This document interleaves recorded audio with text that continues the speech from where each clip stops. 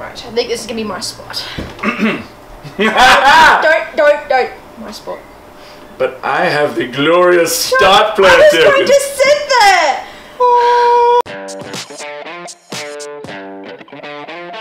Welcome to the Board Game Nights. I'm Aeos James. I'm Jessica James, and today we'll be looking at worker placement games. Worker placement games are classically Euro and are defined as action drafting games, where actions are represented by workers.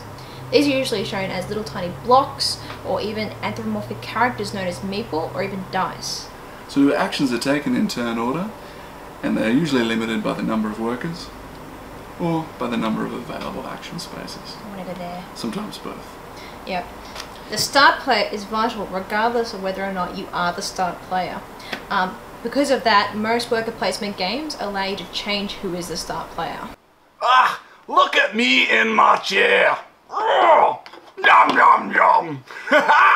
The main interaction with other players is blocking available action spaces, and thus taking out potentially limited resources, or taking out the buildings that you want. A new variant in modern board games is the ability to be able to purchase an individual ability that others can't use unless they pay for it or you charge them for that ability. In Zolkin, the main feature is that you put your workers out or you lift them back up, and then when you pull them back up, that is when you gain your resources or abilities during that turn. The important part about this is that each turn the board moves around, which is the main mechanic in Zolkin.